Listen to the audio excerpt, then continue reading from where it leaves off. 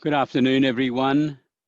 Welcome to the ESS Small Business and our affiliates COVID-19 Survival Panel, and this is the 16th weekly session that we've presented these webinars targeted at small businesses. Our guest presenter today is Amanda Gascoigne from Amanda Gascoigne Consulting. How are you today, Amanda? I'm great, thanks, Peter. How are you? Good, thank you.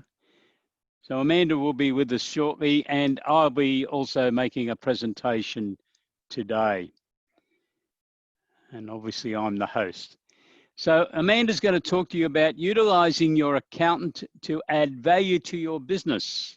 And she'll be discussing some of the services that you could consider as a business operator over the next 12 months. Incidentally, I forgot to welcome our viewers from Facebook. If you're watching this as Facebook Live, welcome. If you have any questions, can you please send me an email, because you won't be able to log direct in to the webinar. Send me an email, peter@essbiztools.com.au, and I'll make sure Amanda gets any questions that you have. And we will place the questions and answers on our Facebook page, but also on our website. And if you are watching this live, welcome, and you can go to the chat box and ask us any questions that you have during this webinar today. So Amanda, over to you. Utilizing your accountant to add value to your business. I'm just going to switch across, and we will have you, and there you are. Thank you. Excellent. Thank you. Okay, well, here we go. So yeah, thanks for that introduction, Peter. And yeah, today I wanted to talk to you about how you can utilize your accountant more and to add real value to your business. And, you know, I'm a chartered accountant. I had a practice for 18 years and primarily working with small to medium-sized businesses. And one of the things that I found when people used to come into my office and I'd have that initial meeting, they walked out so excited about some of the things that I talked to them about that their previous accountant had never actually broached the subject with them.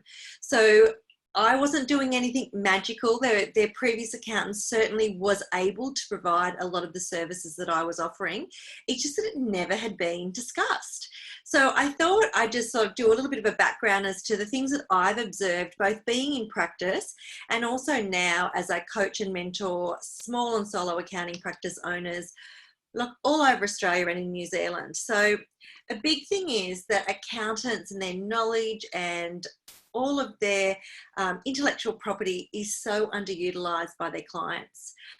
Often accountants, they're a little bit shy at times, you know, get them talking about something they love, they won't shut up, but they're often very reluctant and forthcoming to promote and sell their services. They don't like to go out there and shout from the rooftops the types of things that they offer. So as a result, when I talk to SMEs and you know, often have those discussions at barbecues, etc., they are frustrated that they're not receiving the proactive advice from their accountant. But the funny thing is, quite often they may have said something that they may have actually even complained about a fee or queried a fee, and that's one of the reasons for that reluctance for the accountant to then say, hey, we can do this for you. So they can be reluctant for paying for the advice, or at least that's the message that they could be sending to their accountant. So as a result, we've got this huge gap that's not getting filled, so everyone's unfulfilled in the arrangement.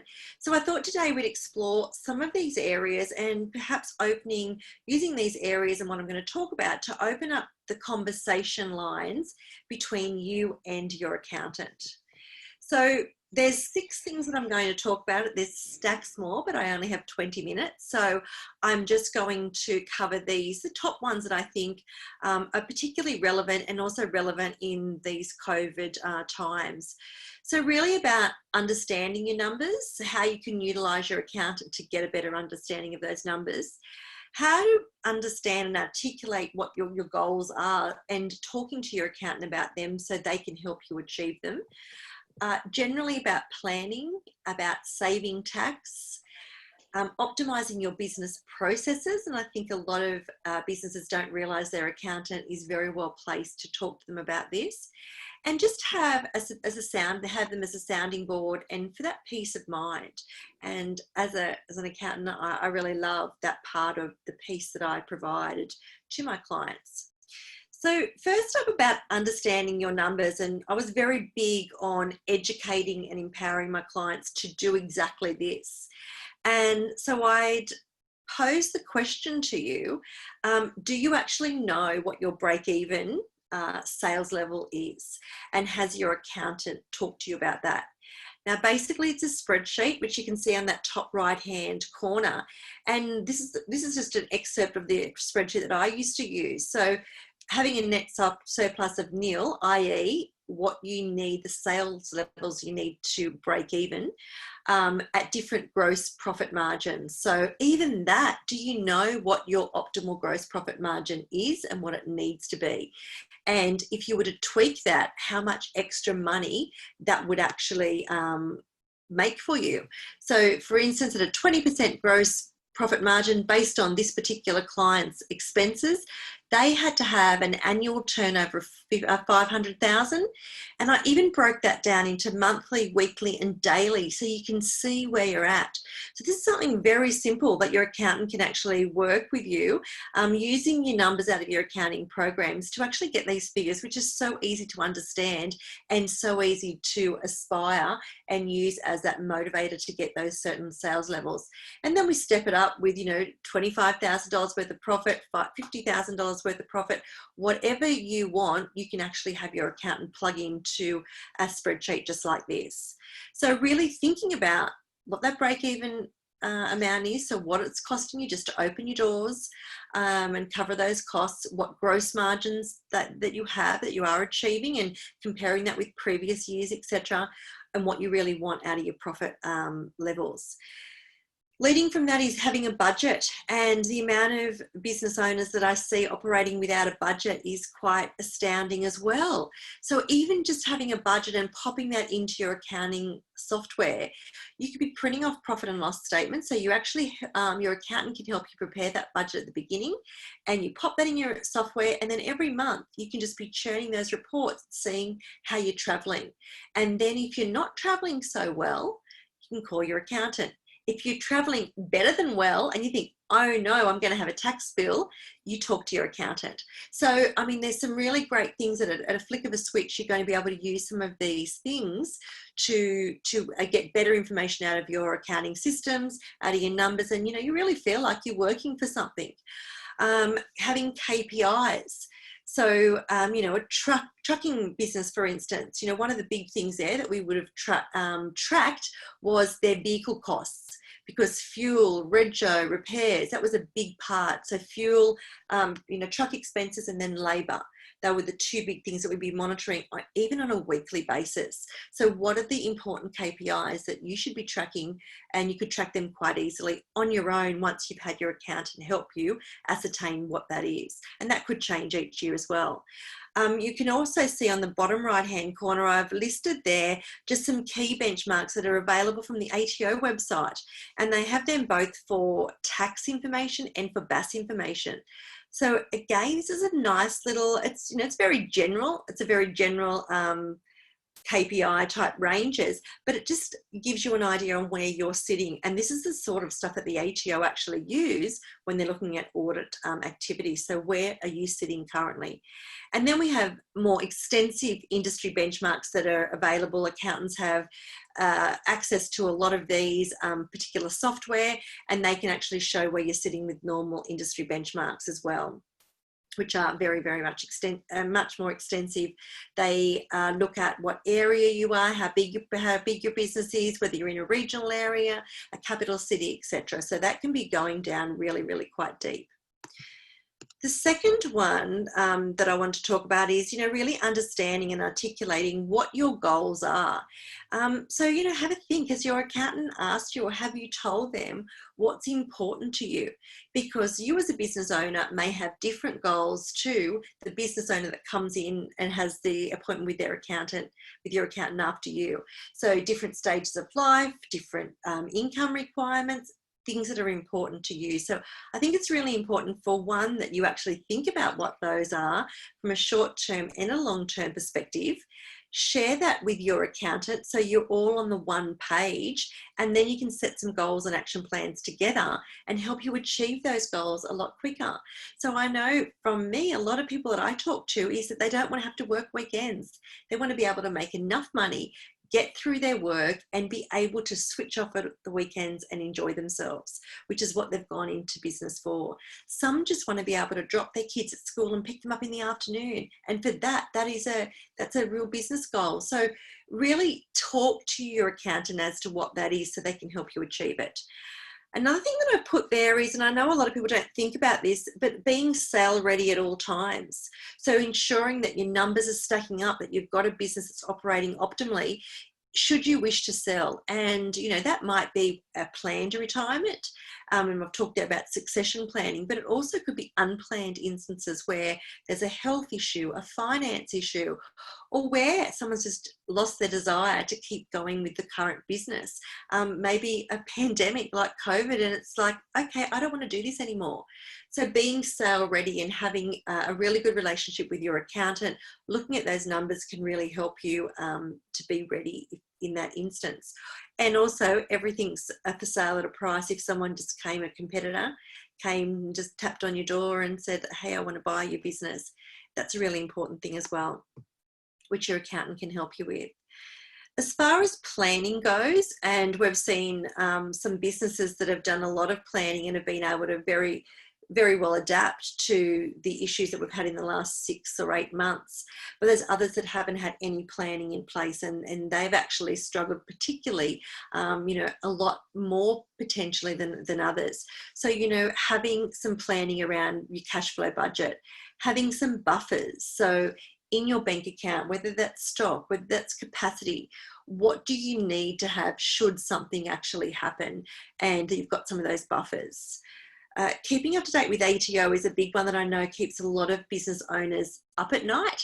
And sometimes it's not until they have actually experienced a lot of stress over this that they finally come to their accountant and then going to the ATO. The ATO are remarkable if you're talking to them early. So, don't be embarrassed, don't be afraid. Go and talk to your accountant again over this, because they're the best place to talk to the ATO on your behalf or with you.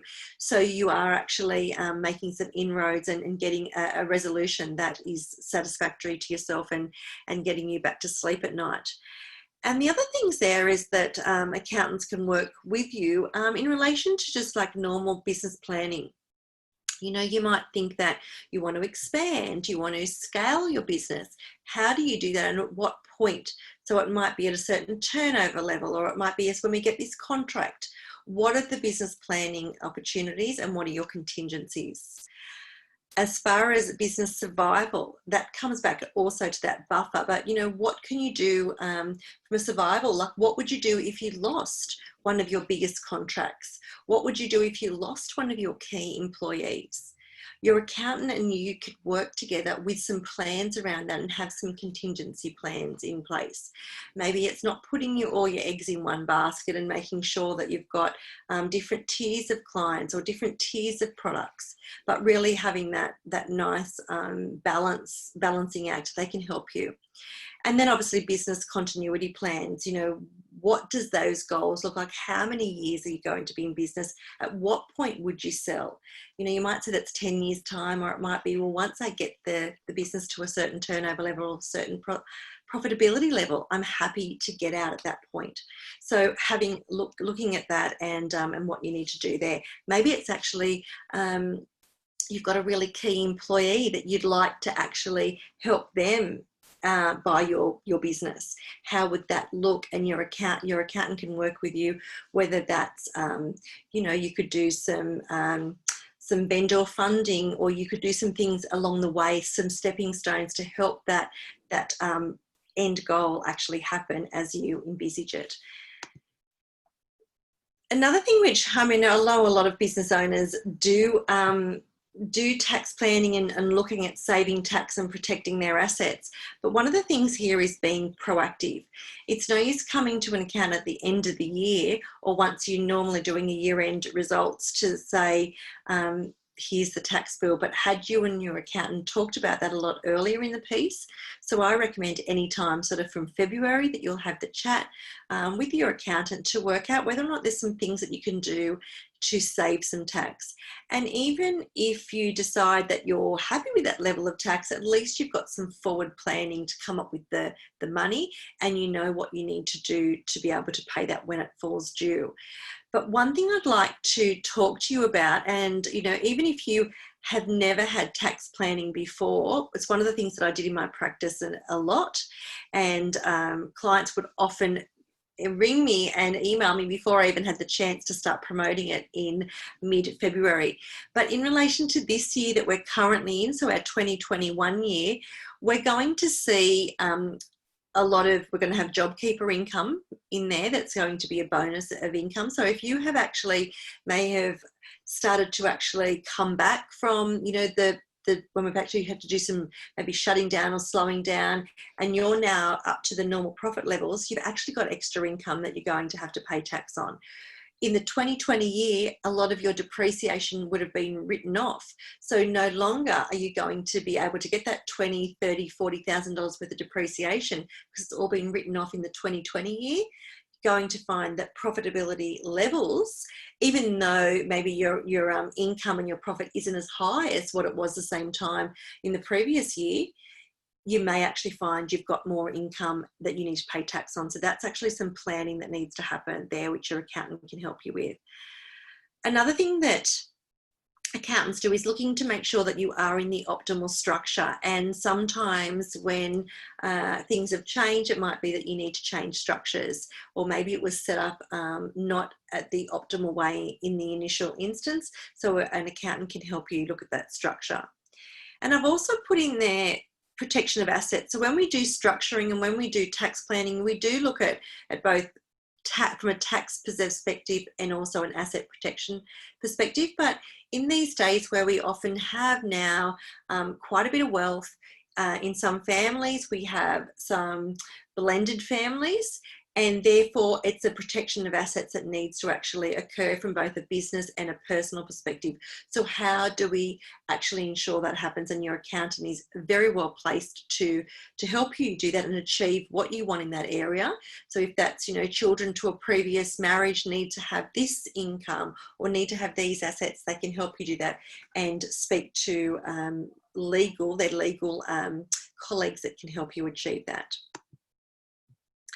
And then we've got optimizing your business processes. And again, this is an area where I think a lot of businesses don't realize that their accountants have a wealth of information. So they can be looking at your bookkeeping, accounting and payroll systems and doing pretty much like a bit of an audit of those and bringing them up to sort of maybe some more contemporary ways. I know with one thing there is payroll. We've seen lots of changes over the last few years, and sometimes we're clinging on to old ways in that area. So it might be some old-fashioned manual calculations, reconciliations that now can be done a lot easier with software. We've got awards which are always changing, and there's software and there's add-on people that can actually help talk to your accounting software to help you interpret those with ease and accuracy. Same with HR, there's ability for that to actually other external people to come in and help you, because a lot of small businesses don't have HR departments, and the accountant, even though the accountants aren't HR, they can actually put you in touch with either another firm or with some software that can actually help you ensure that you're compliant in that area. We've also got single touch payroll. So that is actually, you know, straight through your payroll systems now. There's still some businesses that are still not on there, even though it now is more and more people are on there. We've actually had some, I've worked with the ATO with single touch payroll, and we're really, really ecstatic by the numbers, but there's still probably a few and some still exemptions in relation to closely held businesses, but there's others that that maybe need to actually change some of their systems to ensure that they are complying with STP and making it as easy as they can for themselves. And also in relation to superannuation, all of that functionality is in a lot of the accounting software now, but sometimes it's still happening separately.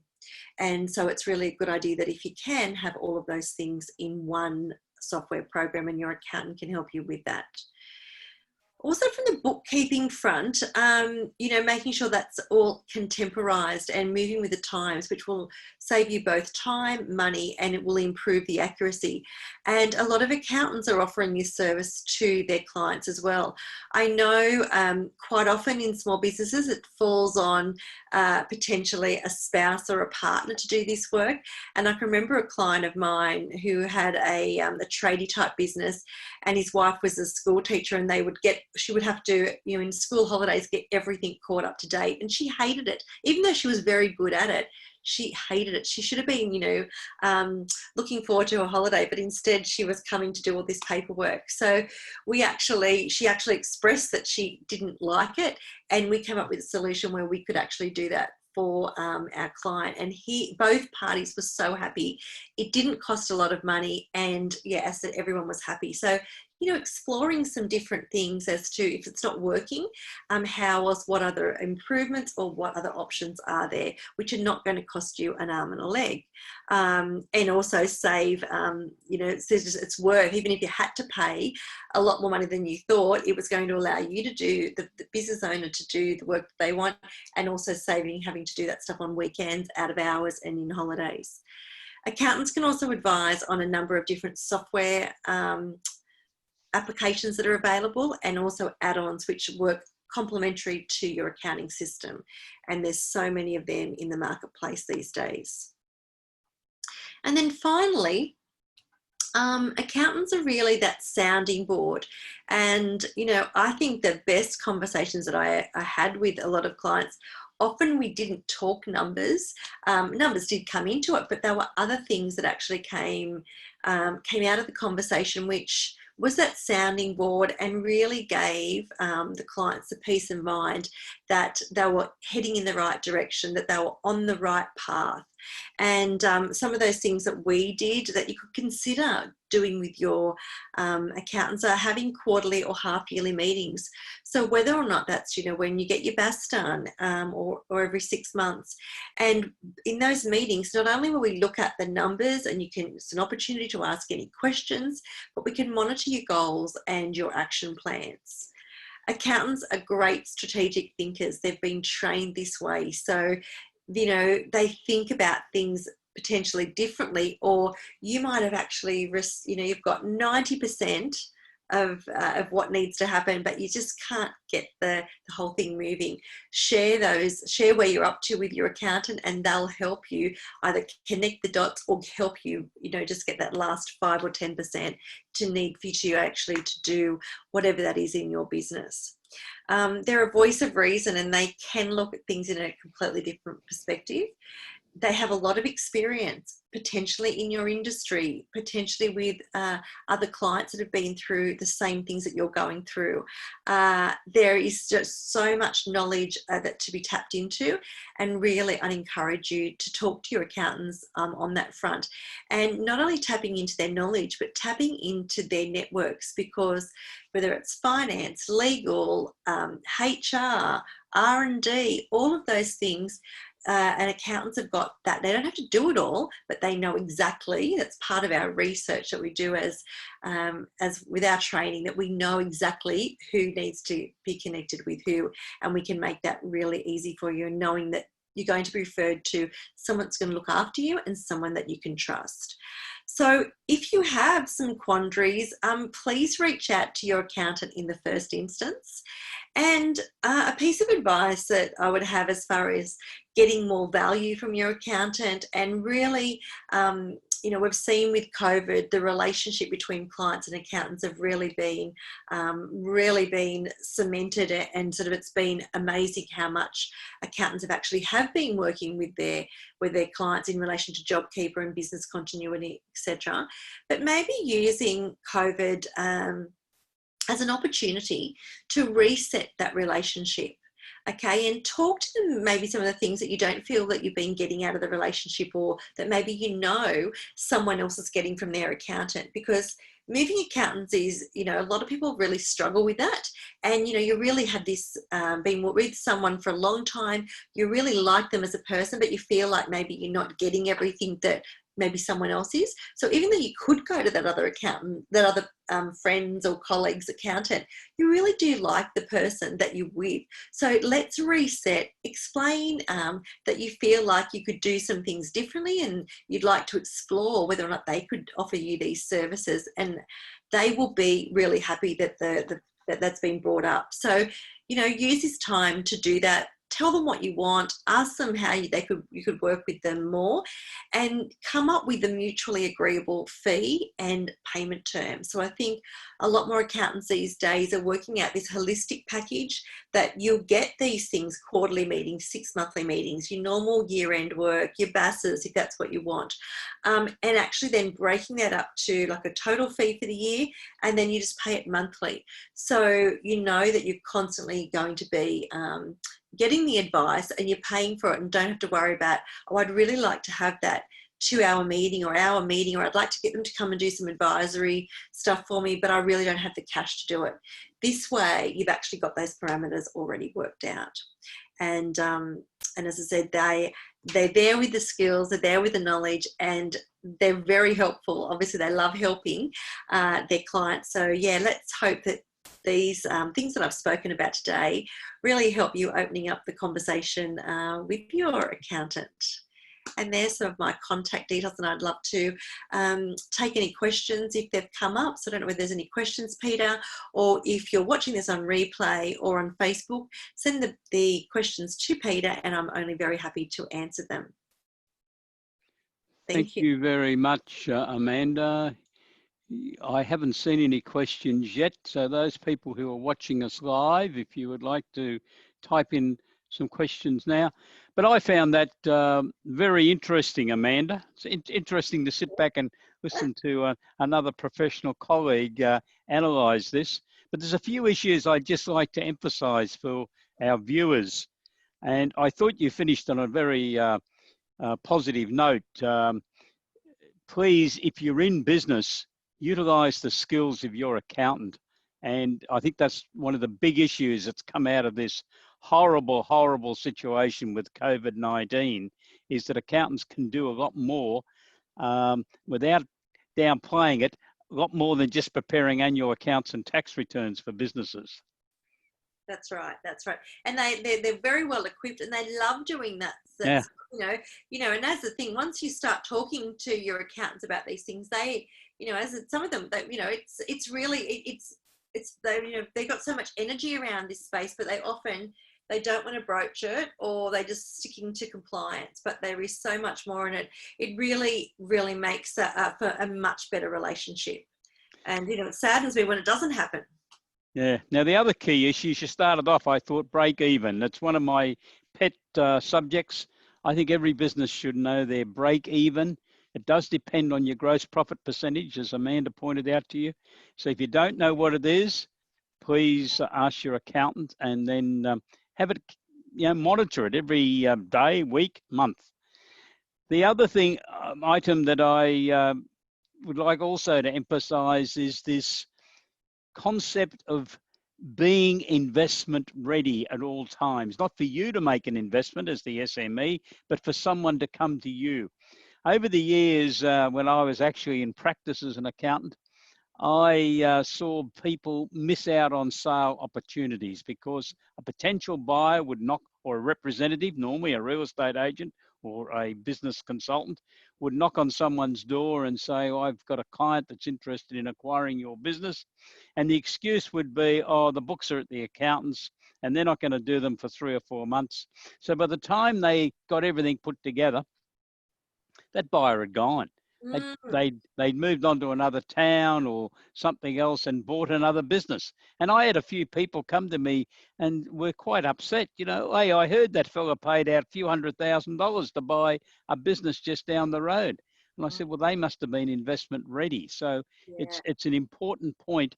And what goes with that is, I think another role that their accountants can play each year for businesses is to prepare a valuation. What's the business worth today? So that if they do get some inquiries, they got a better idea of what the business is worth, that they can start having that talking. You also mentioned, sorry. That's why those KPIs are so important, because I think, you know, people think that their business is going to be worth X, but that X, it may have been an industry benchmark, you know, 3 or 4 times, you know, profit or whatever. It might just be based on turnover. That is totally dependent on your gross profit margins and how much profitability you're making. So it's the quality of clients, the quality of the business, the quality of the GP will actually, you know, formulate what that valuation is. And I think a lot of people don't realise that. Oh, you know, they sort of misconstruing what it's worth because of those things. Yeah, we probably should do a session on this whole area of being ready, business ready, investment ready, and business valuations. I'll make a note of that. And the other area that I took notice of, because I mentioned to you before, I'm doing a lot of research and development consulting work at present. And incidentally, if any of you have been involved in research and development, and you might be a little bit alarmed because with COVID-19, you missed the 30th of April deadline for your 2019 declaration, no need to worry. The Entrepreneurs Program and the Tax Office extended that date until the 30th of September. So you've still got time. And in fact, I had an inquiry about that very issue. That's why I'm raising it. But what it does highlight is when you look at structures, to be able to claim the research and development incentive, you have to be a company. And you, so if you know that you're going to be undertaking a few $100,000 worth of research and development for each of the next 3 to 4 years, and you're currently a sole trader, please tell your accountant that you're going to do that, because he or she will undoubtedly suggest that you should be incorporating your business into a company so that you can take advantage of the research and development incentive component. And also, we've been talking late about raising capital as crowdsource funding. You have to be a company to do those things. So your structures are very important. So thank you very much for that, Amanda. That's okay, Peter. One thing I just should quickly mention, which I didn't have on my slides, is one of the things that accountants can really help their businesses with at the moment is potentially the grants that are available from the various state governments for the COVID adaptation grants and things like that. There's still quite a few of those on offer, so your accountants can actually help you with those as well. So I probably should have put that one on there. Oh, I'm going to talk about that now. Yeah. But, okay. Well, thank you. I'm filling in for someone else, and nice Amanda probably didn't but anyhow, I'm going to raise some of the grant questions. And just one other thing, you did mention it, the quarterly meetings, I always call them monthly meetings. I think they're also very important. And for a business operator, your accountant can play the role of being the chief financial officer. Yeah. I would appoint your accountant as being the project manager for your quarterly or monthly business review meeting. I wouldn't leave it go as long as 6 months, to be honest. Yeah. I think it should be. And it's not a tax meeting. Still have your annual tax review meeting with your accountant, but it's amazing what can come out of having your leadership team there sitting around a table, perhaps having lunch, eating a few sandwiches and a cup of tea or coffee, and discussing your business and trying to understand the relationships that are going on. between production, marketing, sales, and how it all fits together. And making sure that all your team is running a business, that all your team understand the financial accounts that have been prepared and the key performance indicators, and understand how the personal property securities register system works to try to give you some protection. So there's a lot of benefits in having your accountants sitting at those meetings, not just sitting, participating, basically organising them for you to make sure that everyone understands, because financial management covers just about every aspect of a business these days. So thank you very much, Amanda. Okay, thanks, Peter. Okay, well, we're going to, I'm going to take the take the reins. The screen share back, and I'm going to just bring that up. So I'm now going to talk to you about government grants that can assist you in your business. There are hundreds of Australian state and territory grants out there for SMEs. And we have a product package we call ESS Biz Grants, which helps identify the government grants that you might be able to access and help you in your business. So I'm just going to try to find, tell me I've lost. You're trying to go for the full screen? Yeah, I'm trying to go back to, but I don't know whether I've just go to slide, just maybe slideshow. No, I want to bring up our website. Oh, okay, sorry, okay. I think I'll, no, that's not working. Stop share. Yeah, just hang on a sec. Sorry about this. Okay, you're back on there now. I just need to,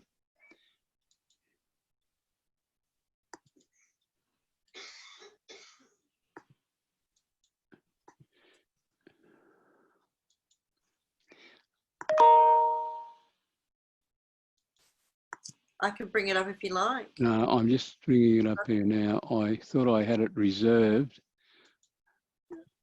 but can you see that other screen now? No. Okay. With you.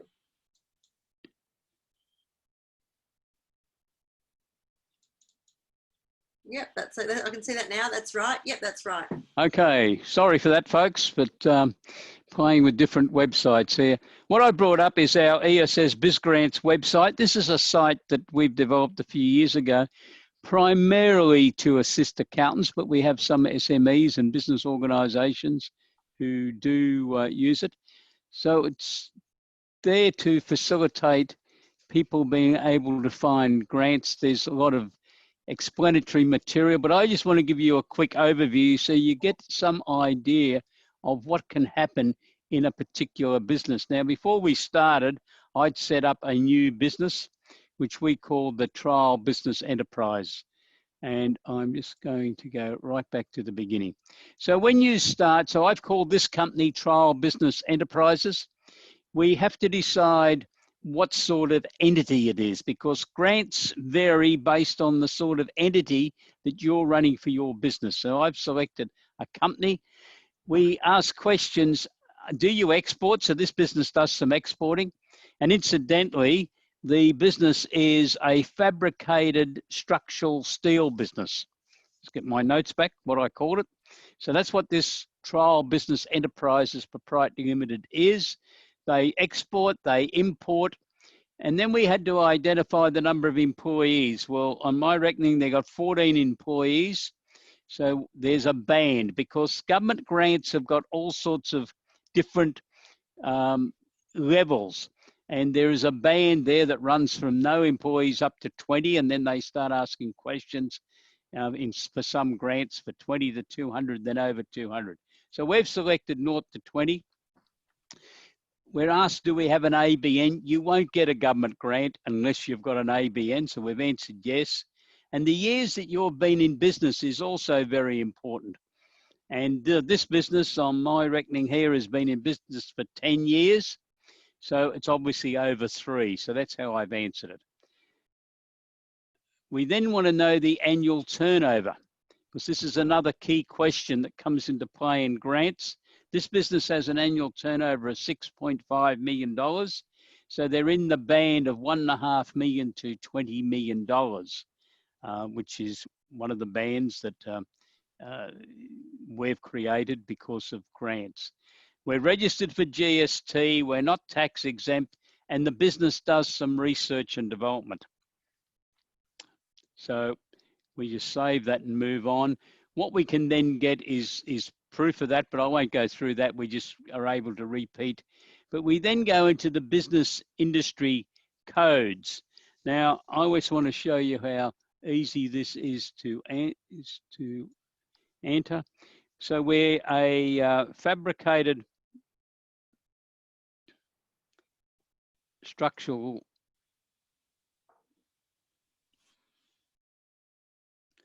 steel.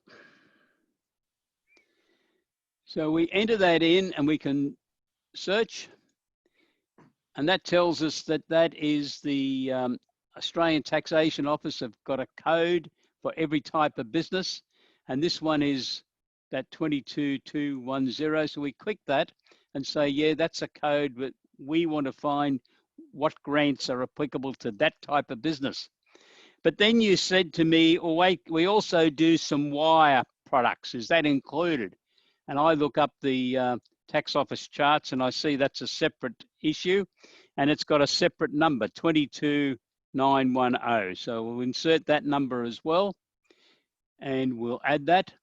So our system is now geared up to be able to find the grants for this company, Trial Business Enterprises, on the basis that they work in those 2 industries.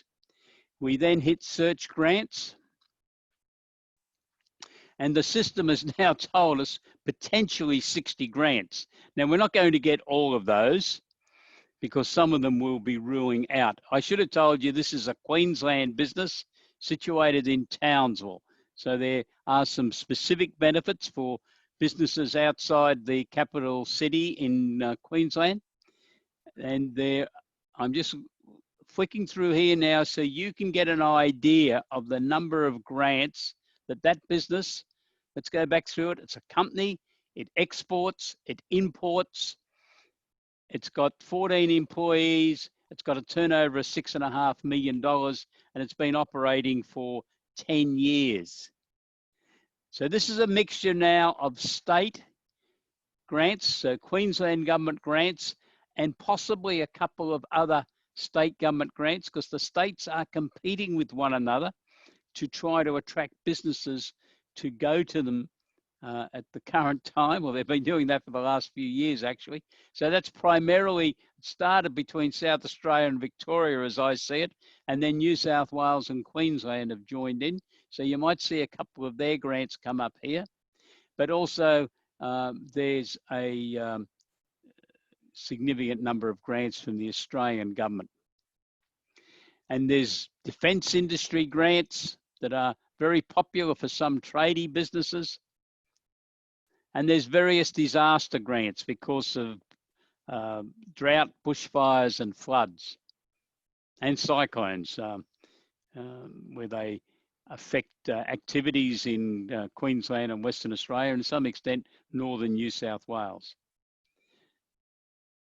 So hopefully that gives you an idea that for most businesses, there is a wide range of grants that you can be looking at. Now, that doesn't mean you're going to be eligible for each of them, I hasten to add. So let me go back and I'll just show you how our system works. Let's have a look at accelerating commercialization. I know this grant well. I've done a lot of work in this area. So it's a grant that offers a fair bit of money, up to $1 million on a 50% basis. So it's for someone who has developed a new product, process, or service. Incidentally, it's available for a brand new startup, so 0 turnover, up to $20 million. So it's a wide application. We have got some material, so we'll go on to that. We have a paper for every one of these grants. So if you wanted to read or ask your accountant to tell you, as long as they're our subscriber, of course, but any of you who are watching this, if you want to receive any of these grant papers, send me an email and I will send them to you. But this is the index to the Accelerating Commercialisation Grant. Now, you don't get $1 million out of the government unless you give them a lot of information. So this summary goes on for about 40 pages, 41 pages with the addendums. But it's a summary of how this grant operates, what you've got to do to get admitted to it, and how the application process works. So you can go through all that and say, okay, yeah, that's interesting. And I'm still interested in looking at that, that grant.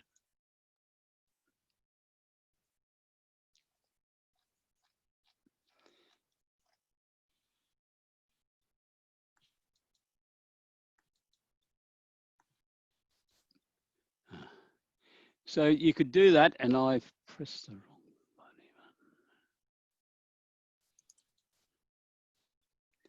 button. And you will then be able to, let me just get my screen back.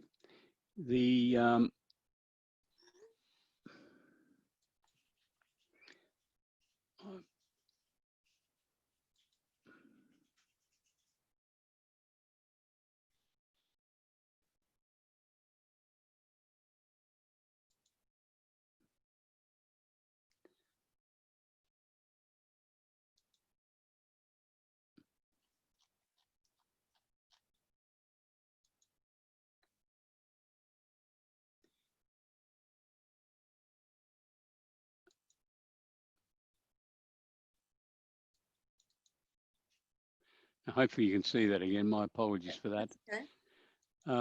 Then we've got to answer some additional questions, because what we're trying to do is to narrow down whether this grant's, so have they developed a new product, process or service? We say yes.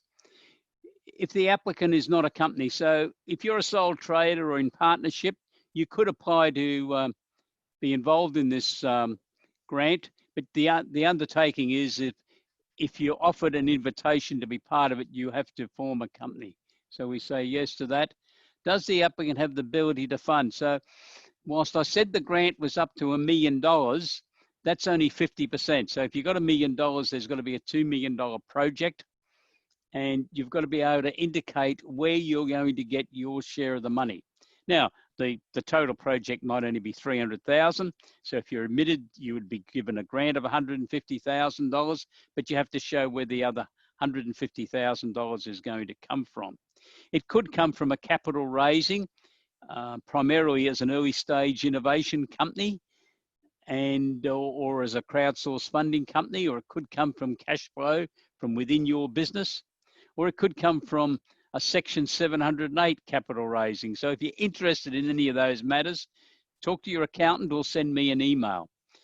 So we'll say, yes, we've got the ability to do that. I should stress, you do not have to have your share of the money when you make the application. All you've got to be able to do is satisfy the government that over the period that it's going to take you to do this work, you will be able to finance it. You've got to be able to justify the funding is required. So I'm going to click yes, and most businesses are able to satisfy that. No problem at all. And do you have the ownership or control of the intellectual property? That's very important. Now, when we did that, we could have applied now, but I'm just going to close now. And what our system's done is we have another column here called potentially eligible, and it has now moved accelerating commercialization from that first area into here. So that is one of the key aspects of this system. If we go back to pending, we might pick another one, and I'll just go through to see if I can find, okay, so the Queensland government has a business growth fund, and there's the summary of how the program works. We can see that you can get up to $50,000 on this. The funding varies from 25 to 50%. It does depend on what your balance sheet says. In the toolkit, we have a paper that you can apply for, that you can download, and read, or we can go into additional criteria. So let's go into additional criteria. You've got to have a trading history of at least 3 years to get this particular grant in Queensland. So we say, yes, we've already established we've been running for 10 years. Do you have competitive opportunities in the domestic or international market? So you're wanting to expand your business, you're wanting to buy a new machine, you're wanting to take on a new product range. They are the type of answers you can give. So we say yes.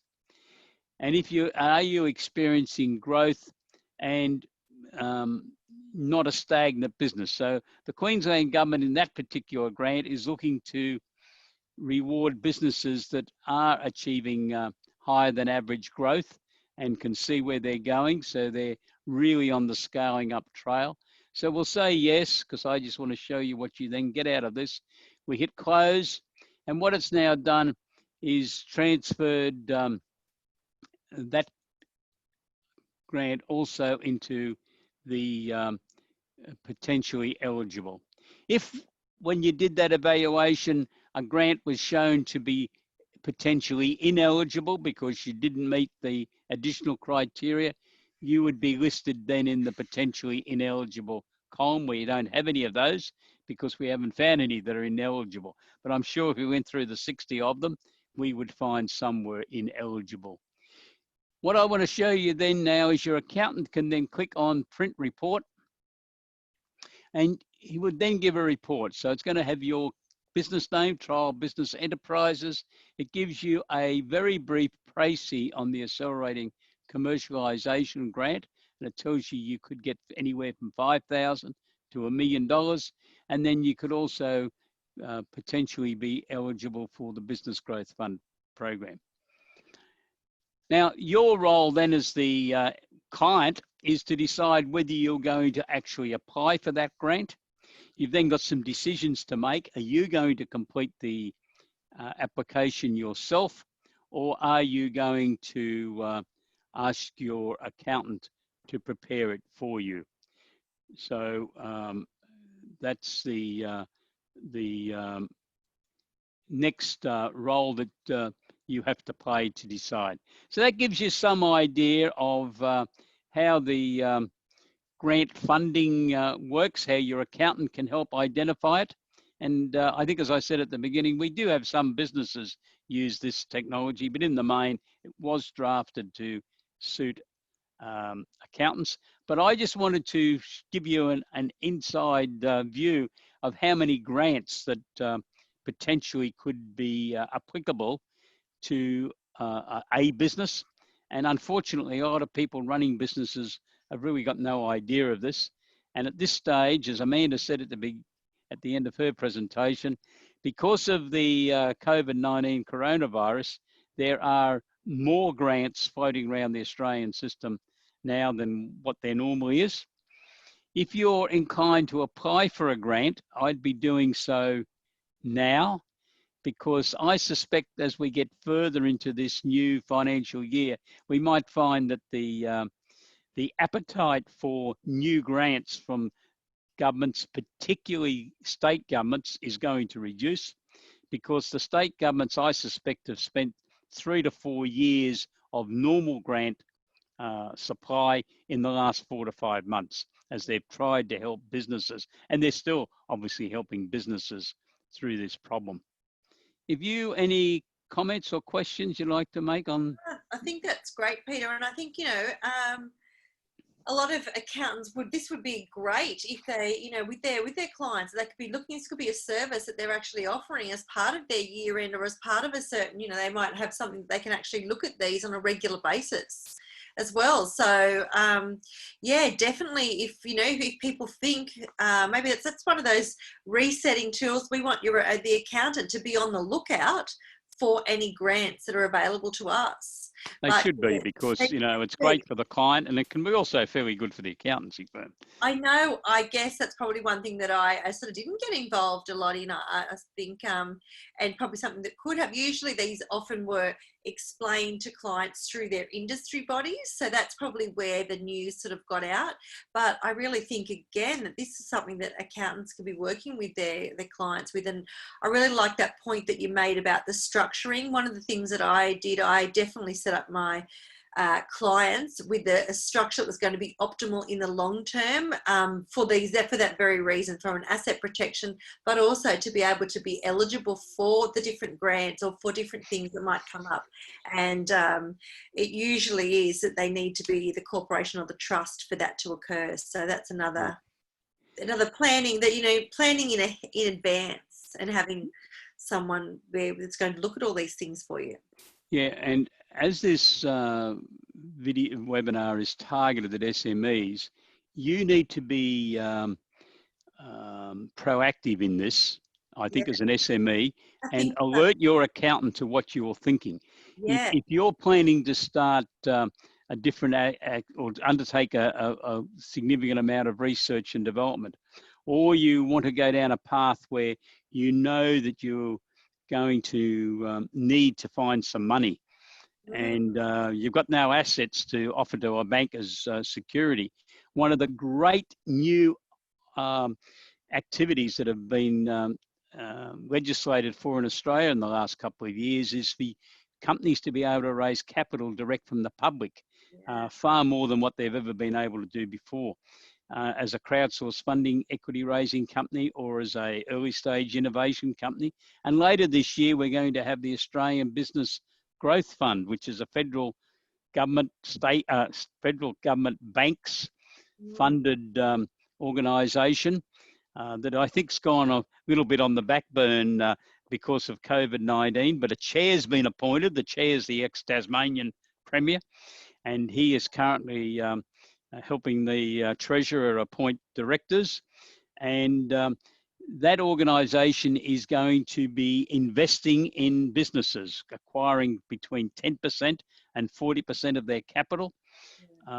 Patient capital is what the Treasurers call it. So they're not going to be putting the money in and wanting their money back next year. It might be there for 4 or 5 years to allow a company to grow.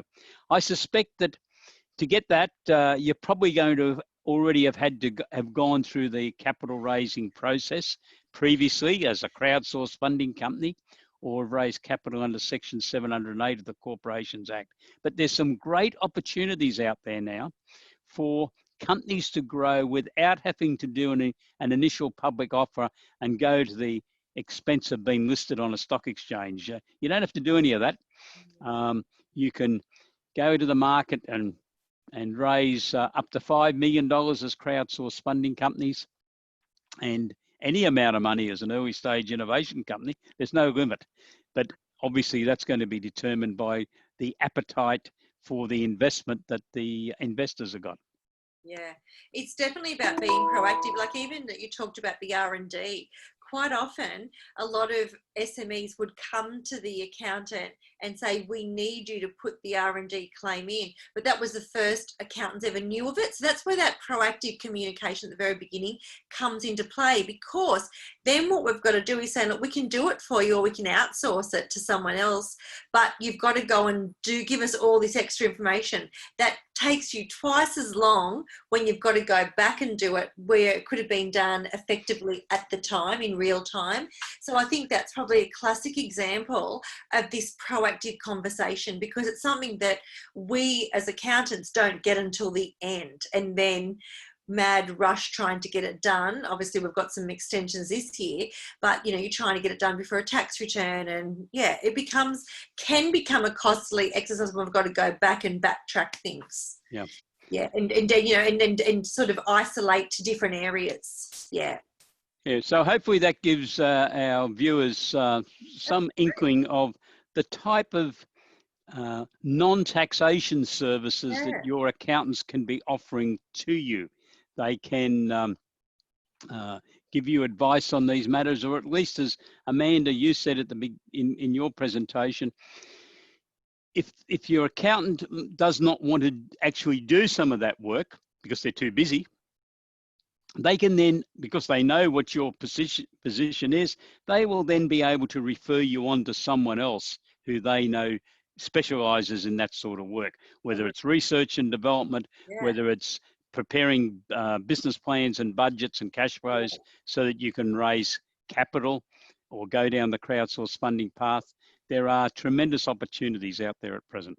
And they will liaise well together. So we've got someone, as I said in my presentation, reputable, that you can trust, that you've worked with before, and that you're going to get the best possible outcome for the client. And you think about some of those things as being like a specialist, like a general practitioner referring to a specialist who does that stuff day in, day out. And that's where, you know, when you've got those relationships, long-term relationships.